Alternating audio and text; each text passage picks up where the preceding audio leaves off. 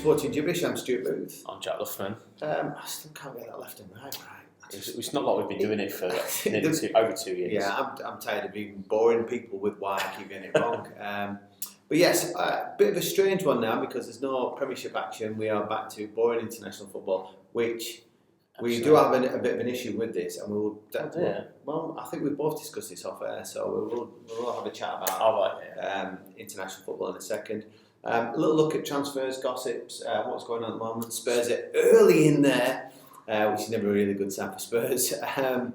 Early for everything, just fade away at the end, really. Come on. Turn the corner. And it's a new era. Well, I was about to talk about new eras. Cricket.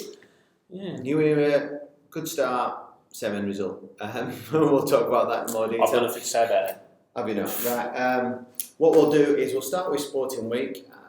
I'll let you go for it because you actually had your launch night, didn't you, Jack? Yeah. So we had Cricket Club had sort of, we call it AGM, annual meeting again, just a review of the season, more sort of off the field bits and bobs, I guess. Obviously, we paid homage to our on-field achievements as well for the first year, and then moved on to sort of plans for next year, what we'd like to do. Obviously, and outlined the all-important subscription fees for people, which, you know, as we know out here, playing sport's expensive. So we've tried to keep it as cheap as we possibly can. We've got an early bird offer for those who want to pay before the 31st of July, and also got an instalment plan as well if needed. So we're trying to do our very best, albeit we can't go any cheaper because, like we say, you know, it's expensive. Yeah. I mean, for people out there, actually, to play a game at the Sevens, a 25 over side game, is something in the region of 5,000 dirhams, 5,200 dirhams, so like £1,000. Yeah. So that's obviously the league sort that out, but obviously all that we have to register for the league, etc., etc. So we did that, but I think it went down. Well, it did go down well. We had probably in excess of 20 people on there, current members, new members, potential sponsors, people who are quite keen on just joining socially.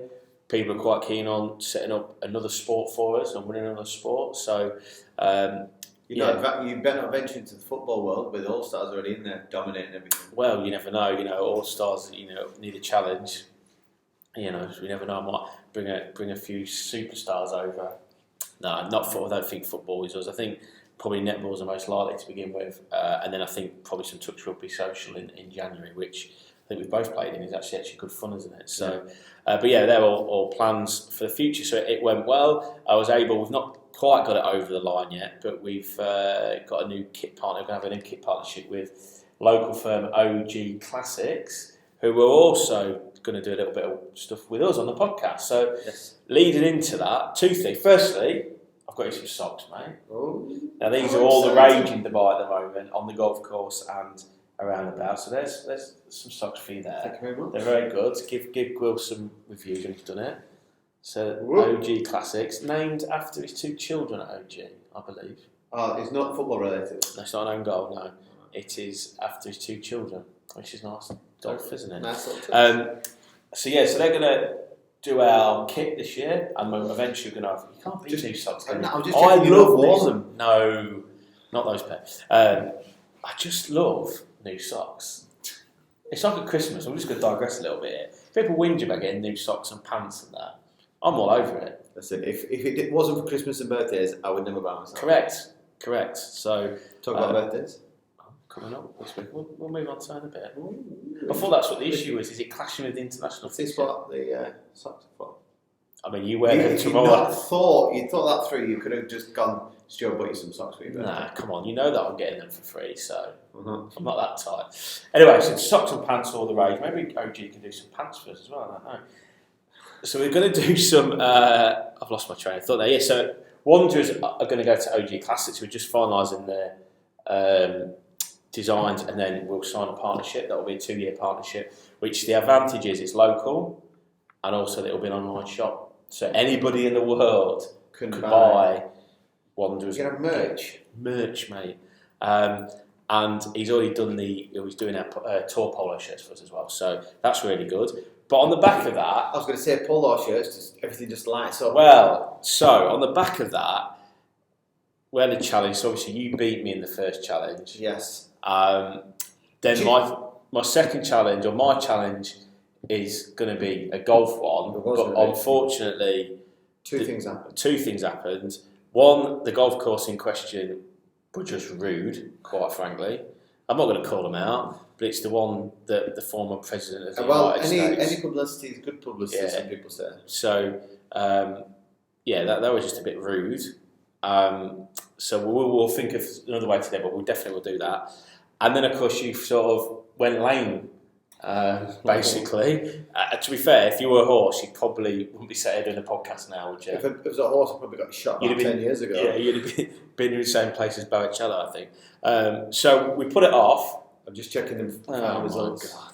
So I'm just going to stop this piece now. No. So what I decided to do, I spoke to Grill at OG, and he was quite happy to do it, so we get some socks, etc. Is that I set you a challenge of designing a brand new Sporting Jibberish polo shirt. So we both designed one. Yeah.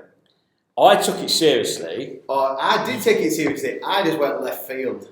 He went well left field, and if you got the results, I've just seen them. I'm absolutely devastated. Across both Twitter and Instagram, the final results are for the turquoise cricket style shirt, 55%.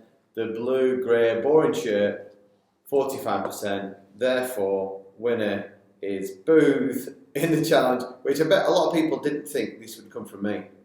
So for you guys at home, I'm just going to flip this around. And if you've not seen it, there it is.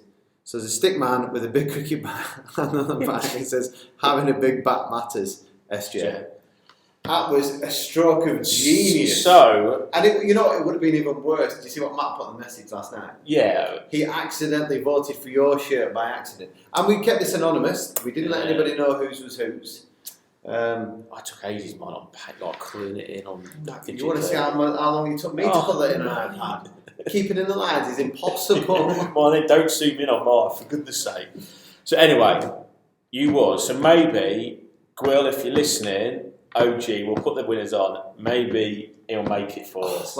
Could you imagine? It's going to be utter genius. This would go. This could go viral. Go viral. So this could go viral. But in the challenge, that means you've gone 2-0. 2-0. I'm up against it. Yeah. When we're back in Woodall, I'm getting you in them nets. I don't care what. Easy. Can I kick it? Do what you want at 90 miles an hour. Just flick it around the corner, won't I? That's in my touch. So this now leaves me on my challenge for this week. Yeah. I've got a little one lined up for you. I'm going to give you an easy chance to win a point here. Cool, man. Okay, so you're not going to compete against me. You just have to survive something. Well, what do I have to survive? I'm not going to tell you any more. I have to survive something. Okay, if you can survive a duration of time at this challenge, you will gain yourself a point. And if I don't, you get the point. I'll get the point. Okay. All right. Yeah. When, where, how? I will be in contact with further details. It's actually not too far away from your missus, Gav. Should you say? Yeah, it's not far away from there. Is that a skate room thing? I'm not going to tell you anything else, but Bogey, we're coming to you next, mate. Bogey? No, Bogey. His nicknamed Cyborg, because he's built like a machine. Okay, so if you can survive 3 rounds with him in the ring. Unboxing? I'm not going to tell you what it is, right? Well, oh my God! I'm just going to leave you there. If you survive... This boat race is worth a bit of money, you know. Oh my goodness. I'll tell you what I'm going to do is I'm going to show you the other design I did. I didn't draw a stick man. I drew an actual person, but I made sure I had a massive nose that was all looking. Hang on a minute, I feel this challenge is just like resulting in demoralising me, humiliating me. Well, you picked the challenge, it wasn't my choice. Well, you picked the football one that I'm dog dirt at. Although I didn't do too bad. Listen to me. Listen, you've gone with golf's going to come up and cricket's going to come up, so you can't say it's picking on Jack time. I'm going to throw out a few shockers. If you end up losing this overall, or if even I beat you at one of them two, oh my goodness, it's game over. It is. It's like time and time. Don't dish your golf skills that much. I was thinking more my cricket skills. If I beat the cricket challenge, that's going to be mega embarrassing. I'll retire. You've heard it here. I've thought about retiring anyway. Right. So, Wanderers guys, just drop me a message. Do you want me to retire, Jack? It can be done. If you don't want me to, I'll go easy on him and I'll let him win the challenge. If you want me to retire him, I'll put him out. There's been some calls for me to get himself to Lords, but Well, I've heard there's calls from Exiles that want him retired, so maybe the Exiles boys will get in contact. Who? Yeah. Who? Voldemort, is it? It's amazing. The club that shall not be named have suddenly had an end of season dinner. That's very nice. Yeah. But right, moving swiftly Anyway. on. Interesting news is obviously going back to last week's podcast. I've had absolutely no sport interaction. As Jack said, I've been lame all week. But Neil from DAFL said that we could sign Breezy next year because he's the wrong age. Well, I received another video from the gaffer with Breezy, with ID in hand, proving that Neil's date of birth he's got wrong on the system is incorrect, and Breezy is eligible for the Vets next year. Very good. So big news coming. And he's the ex-pro. He's the one who played for Boston for your dad, Dan. Oh, went to for Boston, Peterborough, and I think St. Neots, was that, I think? Yeah, and then I think he had a contract. He got offered a contract for Allen, I think, out here. Right, yes, I didn't realise that. But yeah, so interesting news. But then I think on the backside of that is that there's a chance now that Christian Williamson will then come over. Oh, and he's the Swede. He's the Swede that played in European Championships. So, well, there we go. Booth could be well and truly cemented at the back next year. And to be fair, on the back of that, I need to speak to Neil. I've not had a chance to phone him yet, but about some ideas about us doing some live commentary, live feed of. I don't think it'd just be Vets, but across game the a week. DFL. Well, they've got the final next week, so Furzan Hispania beat GoPro, and GoPro are on the phone to me as well, saying, well, I think Neil's overestimated us anyway. Furzan knocked GoPro out in what was probably a fair 5-3. Okay. So Hispania will play in the final, I think, this week. So Maybe if we're free, we might be able to take that? down. Don't know if I'll get in contact with Neil, but I think it might be Tuesday or Wednesday. We'll have to say, because I don't think we'll have the streaming thing set up by then. We could do just their go coverage. just go down and have a look how they get on. See how good this Furzan team are. But yeah, very interesting. Good. But on the back of the socks from OG, I believe that there's a pair up for availability for a competition. Competition giveaway time. Maybe if I get a chance, I'll do like a little image now for this. Ooh. So we've got a few pairs of socks to give away actually. So we'll do a question or something, a challenge each week or something like that. So this weekend, Matty Potts, Durham and England cricketer, made his debut yesterday. So if you listen to this Thursday, so he's in the middle of a test match. So he is playing for England at Lords versus New Zealand. And Jordan Pickford is in the England squad. I assume will keep the number one spot against Hungary on Saturday evening or Saturday afternoon. My question to you listeners is this: what links Matty Potts and Jordan Pickford?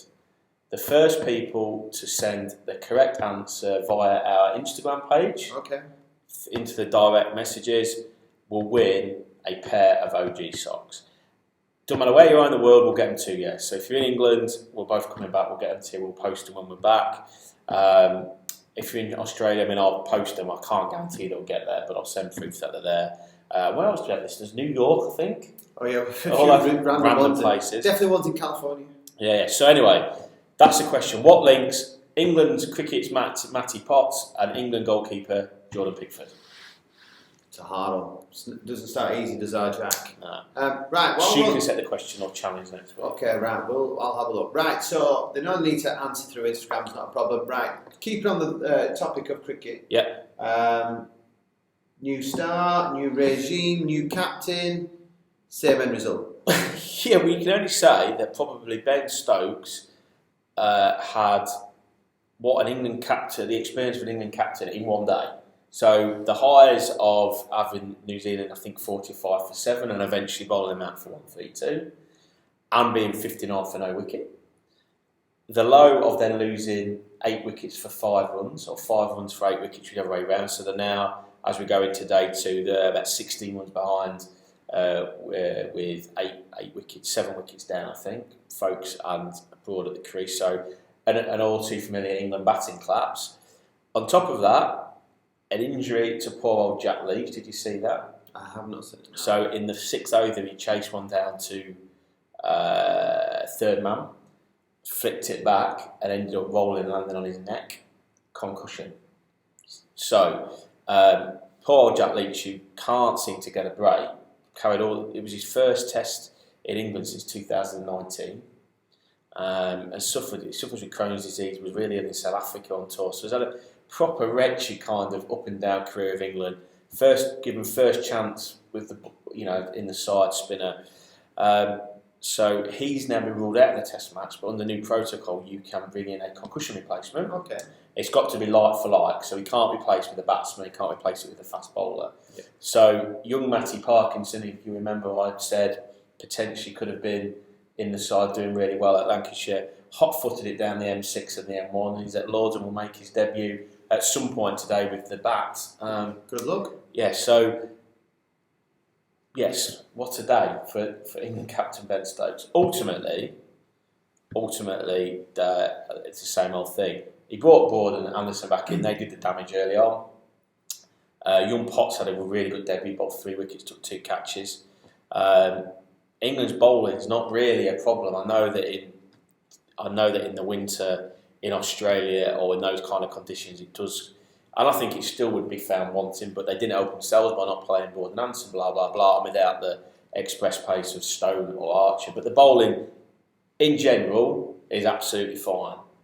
But once again, the batting frailties came up. Good opening stand, but then Crawley gives away his fortune on that bat. Lovely does his nicks off, gives it away, and then that's it. Poor shot from Root, really. Lee's the other opener just doesn't look like a Test match player to me. Is it the quality of the batsman, or is it maybe a psychological thing that they've just got into a bit of a bad rut and they need a bit of a break? I think there is that. I think that's what McCullum, the coach, and Stokes have said, is that they're not doubting their ability, and obviously they're going to say that publicly, aren't they? But they want to release them, just be more natural. And I think I saw an interview with Stokes saying, just release the bottom hand. That was his metaphor. And anybody who plays cricket or golf or anything like that, well, that's what he's saying now. Instead of being really tense, yeah, I get that. Just be a bit loose. And I think he'll be more disappointed probably with Root's shot. It looked all a bit too easy for him, and he played probably a bit of loose one. Stokes to me looked a little bit nervous, and I can understand that when he came out to bat. Bairstow was just a bit loose, a bit unlucky, dragged on. Like I say, Lees just doesn't look a Test match player to me at the top of the order, just too rigid. I don't really know where his shot is. But let's see what happens. I think they were always going to give sort of the incumbents this series or a couple of Test matches to see if they can change. Like I say, it's more mentality probably before they go looking elsewhere. And it wasn't going to be a quick fix overnight. No. And on top of that, don't take anything away from New Zealand in terms of their bowling. Their batting looked undercooked completely, but their bowling in Trent Bolt and Southey is very, very good. Over 600 Test match wickets between them.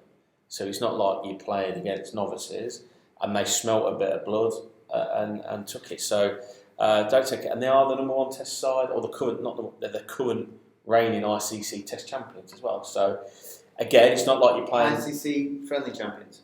Yeah, that's a competition, that well-known one. So anyway, we'll see. Ultimately now, it's coming down to a one innings game, because England will either have a small deficit or a small lead. I cannot see. So it's basically just starting from zero again. Basically, yeah. And I suppose in one way that they've got as much chance to win as to lose it, but at the minute, with their record and things like that, over a one innings match, you're probably not fancying it, if I'm honest. See, this is home advantage is key, isn't it? Yeah, I mean, because if you go to Australia, they use a different type of ball, a different type of Yeah. wicket play. India's obviously the same because of all them problems with how bad the pitch was. Yeah. But yeah, the Indian batsmen managed to work on Yeah. them. So surely they should be front runners. Well, I think that's the problem, is the fact that, like I said, the bowling is not a problem. Bowling with the Duke's ball in England, whether it's really... And the work, to be honest with you, yesterday, it didn't do loads. It just did enough, but I think Anderson and Broad in particular at the start, they lost the toss, England, but I don't think those two bowlers deep down would have minded that. Yeah. So, and they're obviously itching to go with everything that's gone on, and they just started really well. The ball did just enough. Like I say, New Zealand were undercooked. So those conditions with the ball, England haven't got a problem, like I said. But I think it's where it comes to the batting, But again, we don't take. At home, we shouldn't be used to our conditions. Yeah, but I think it's a fact of, and this is where it's another debate that we need to about the old county cricket. There's been loads of runs been scored this summer already, but yet you would argue that, and all these people have been picked to score the runs, but yet they're coming to the international stage, and that's where the argument is the gulf too big, or what you come back to, is it more the mindset? I would say it's a combination of both, would be my view. But yeah, home advantage, usually, particularly with the ball, England are very good.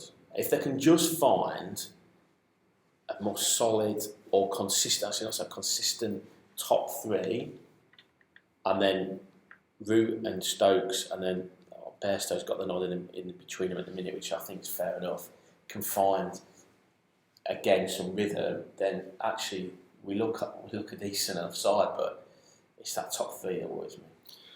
Right, leaving parking England there, because obviously we'll pick that up next week when see how they've got on. We're going to have a quick look at the transfers, and then we'll have a little look at international. So some teams have already been busy in the market.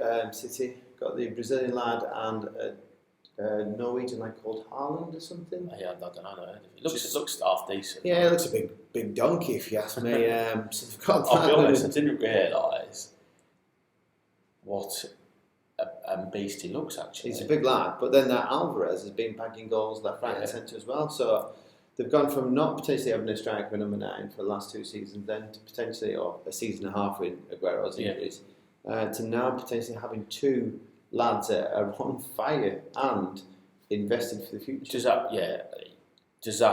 means they're probably going to have fight on both fronts, doesn't it? Or 4 fronts, but I think this is probably the push. The last guy, this is the sheikh just going, right, we need to chuck money at this to get that champion. And surely sees the door being open for Jesus to leave. Jesus out the door, I've heard Arsenal front runners for that. Sterling's also names being thrown around the place as a potential leaver. And then with Newcastle have their money, would they pick up a few of City's cast-offs? Could be, North. If you think you pick up Sterling, and even if they picked up Jesus, they're 2 strong backs. I mean, Jesus is probably, other than the top 4, as we finish in this season, he'd probably start for every other team. Yeah. He's not the worst striker in the world. You know, he's quite a decent player, but he just... I just don't think he's got it against the top side. Yeah, it's just not. You know, when you're talking about being at elite level, winning Champions League, he's not there, is he? But you talk about Newcastle, he would certainly start there. He would start at Newcastle, he would start at Arsenal, he'd start at Everton, he'd be a great back for Newcastle. You think that if Callum Wilson can't stay fit. No, that's it. So Jesus is a great in and out and rounding type of player. But aside from obviously City doing their business, Villa are also sneaking around, just doing a little bits of nice business. They've just got Diego Carlos, which I think is a striker from Seville. Yeah. Looks a decent player, and a few big clubs are looking at him as well. So you now start to look that they've got Watkins, Carlos, you've got Coutinho, which is supposedly done deal. Ings out the door, surely. I think he's just buying for the future there, isn't he? Because Ings again is another player like Wilson that just can't seem to get a run of games in. And then 2 things have happened this week with regards to Chelsea. One, new owners, who aren't scared of throwing the money around either.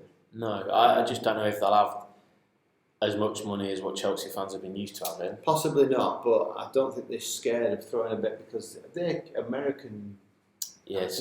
And they were the highest wage bill for the sport that they've just been involved in. So they're not shy of throwing money around. And actually, from Chelsea fans' football point of view, I'm glad that's been done. Because it would have been, and I haven't got a problem with.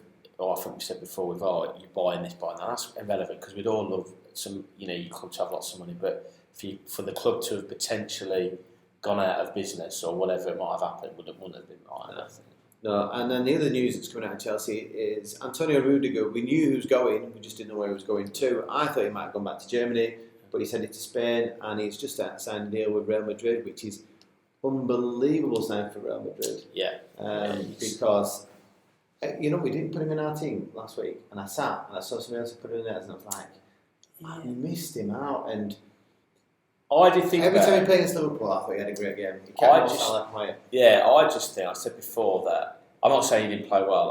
I've definitely said it this season that there was this big, narrative story around how great he's playing, and I felt he just got away with a hell of a lot on the field. With his, and I'm not saying that's not his fault. I'm not saying that's not a good play. I just think he got away with a lot of fouls, and possibly if the forwards, maybe Salah was given a little bit more protection, he may not have kept him as quiet.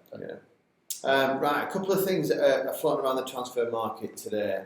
Barcelona I think they were going to go in for Mane, but then it's like Mane's going to go to Germany, but it's still not been confirmed that. So potentially he's going to, I think call him Dortmund, Munich. So Barcelona now have turned their eyes towards Lukaku, which is an interesting, maybe because again it's less physical and he can use his physicality a bit more. It might suit him. He's desperate. They're saying that he's desperate to go back to Inter because on the sort of the Tottenham forums and the pages I follow, one of the sources there is saying that Conte had contacted him about coming to Spurs. Now I don't know how that would fit because he's clearly not going to play ahead of Kane, but I suppose another option came in the 10-year-old, blah blah blah. But apparently the thing was no, he's absolutely dead set on getting back to Inter. But we say that he's certainly not going to be at Chelsea, I don't think. No, but Lewandowski's come out and said he wants to leave. So I think Barcelona probably sat between the two of them. Lewandowski, absolute quality centre forward, but 33 years old. He's the wrong side of 30. Lukaku's not coming much. He's 29. So just the other side of that bracket. So if you're going to go between the two of them, I don't know. Lewandowski more proven. Yeah, I think I'd go Lewandowski because I do think that we get a little bit caught up with ages sometimes. Yeah, but I understand it. But I think there is an element of the argument. The other side, like you're saying there, is that players look after themselves better, put right foods in, nutritional. It's probably never been better and higher.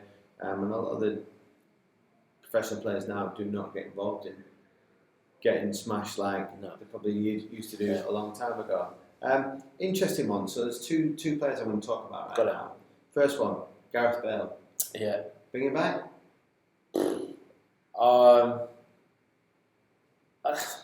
If there was an option there, then I think I would say yes because I still think he can play. But whether he's worked hard, whether he's got it in him to work hard enough for Conte, I don't know. Because he is of a.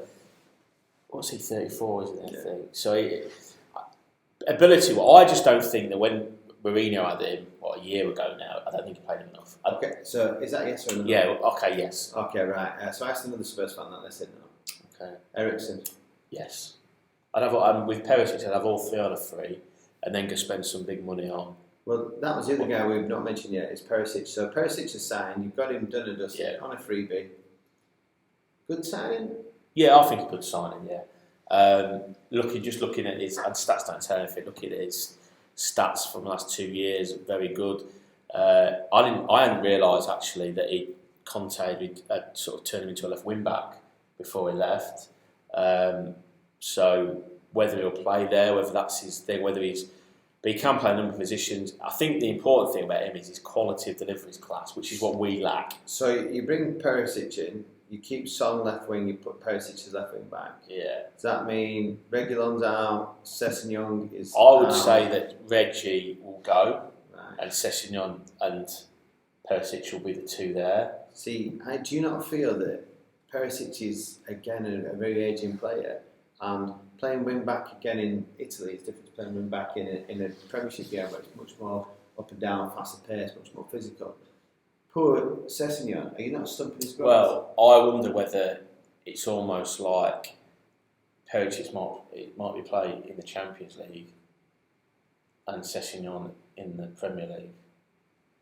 Because I think that's the thing that we've got to remember, that Spurs have got to. If Conte stays, and that's not actually been 100% stamped yet that he stayed or going to sign another contract. But let's say he does, he's going to want to fight on all four fronts. Spurs cannot do that with the squad they've got now. A, because there's not enough quality, and B, the quality we have is not good enough. If I make sense. So I think bringing Perisic on a free, Eriksen on a free, if a Bale or something like that's on a free, like that adds to your quality. Perisic would obviously is man made for the Champions League. He's got experience in that. Whether Bale can do it at that level or not, but it might be that he can do it Premier League, and then Sessegnon elsewhere. And then they'll spend some money, because I think the thing is they're going to have to get they want a centre half, and they want a midfield player, and they want a striker and a right wing back. They're going to have to spend quite a bit of money on at least two of those, aren't they? So I think if they can do other business elsewhere to improve the squad, and they're going to sell, I think Winks is going to go to Fulham. I think 20 million. I think Lo Celso is going to make his move to. Confirm it. Yeah, is it not Villarreal? Villarreal, yeah, he's at Villarreal. Confirm that. Regularly, see Madrid have got a buyback thing on him, so I just don't think he's good enough at either end for Conte. And I would tend to agree. When he first signed, I thought it was a very exciting signing, but I don't think he's improved, and I don't think he's good enough defensively, or good enough in the front three. Like you have issues with Alexander-Arnold defensively. Yeah. So I think he sees Sessegnon as more of a complete guy. So okay. I don't know. It'd be interesting. Right, before we go into international football, Forest were confirmed to go up, which was great news to get Forest back in the Premiership. Good to see a club steeped in history to get back in there, but they're going to go straight back down.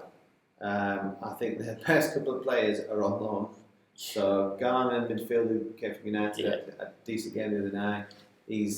Tan Hag's already said he wants to have a look at him in more detail.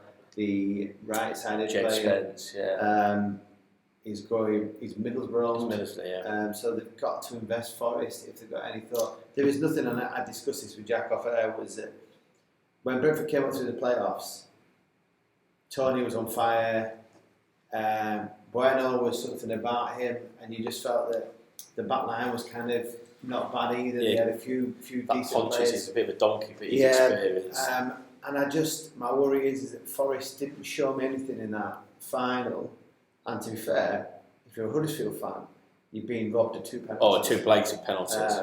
But Forest have gone up by the bye, which is, I think, in Dreamland is the perfect result. But Huddersfield will feel completely and utterly robbed, and fair enough, should do. Yeah, they will.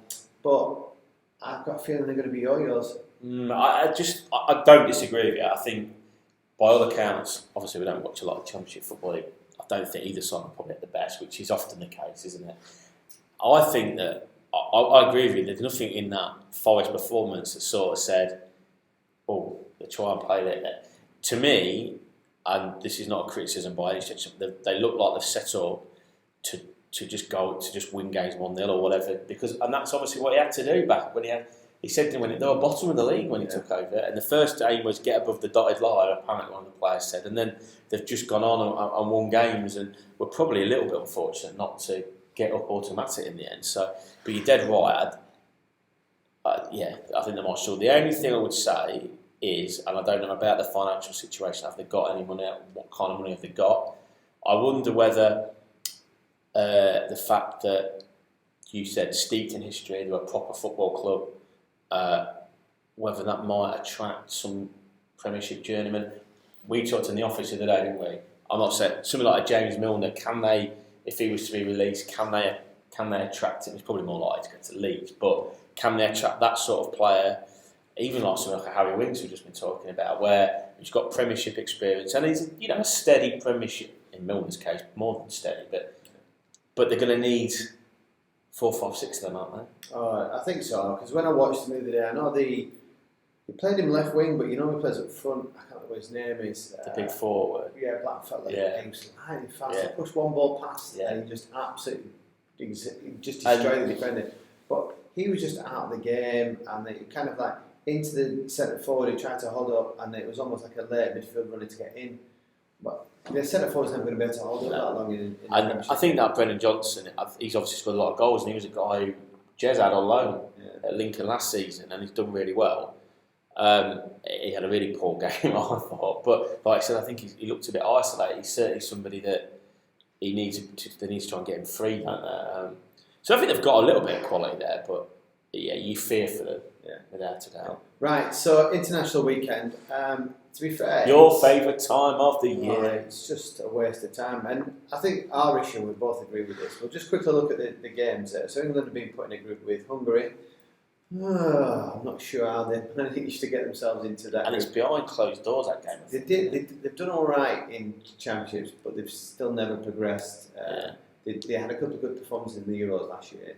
And then Italy-Germany, which is an interesting one, which is a good one test for England to see how they've developed with this youngish team and how we can integrate and move forward ready for the World Cup.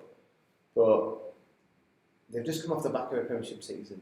The Premiership season starts back up again in, 8-10 weeks? It's an early start. It's fixtures around 3 weeks or something. Early start again for the Premiership. Why are we pushing so many international games only to run the risk of injuries? And then what will happen is, we know what happens, the Premiership will start, 2 weeks into it we'll have another international break, then it'll be another week, then it'll be another, and then we then go off to the World Cup. Yes, I know you need to get your team prepared, blah, blah, blah, blah, blah, but I just feel that we are just bombarding, and maybe some countries will be in the same boat as us, but yeah, I mean, I think it's a lot of football. Look, I like the Nations League because I think it adds a little bit of competitiveness to those rubbish friendlies. It is better than having the rubbish friendlies, and I know England will probably do the same. They've got 4 games in 10 days. He's not playing Sterling in all 4 games. He ain't playing Harry Kane in all 4 games. So that's absolutely fine. I agree with you. Why they're adamant of having it now?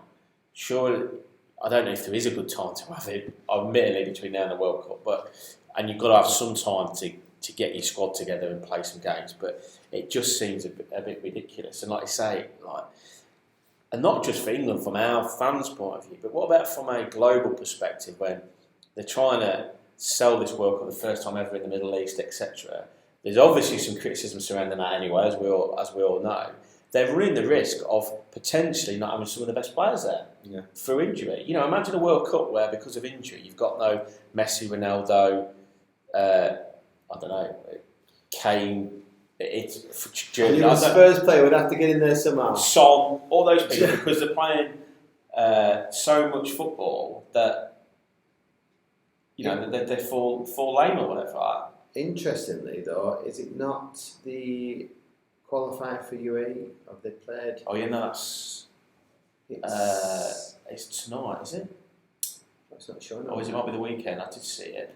But UAE play Australia, don't they, in the qualification game? I can't even find it. I'll have a look. But UAE play Australia in 2 legs, aren't they? Yeah. So that'd be interesting. That'd be good. Here, though. I think 1 leg here and 1 leg. Is it 1 leg or is it 2 legs? I'd have to have a look. I saw on social media they've got a friendly, I think, but I thought it was away. But interesting. It'd be good to see them there, obviously for obvious reasons. And it's just hope the fact that they're playing Australia means in a world of trouble. It is the 7th of June, the World Cup qualifier. Is that coming on go? That's what I'm just trying to see where it's going to be. Al Rayyan Stadium. That's Abu Dhabi, is it?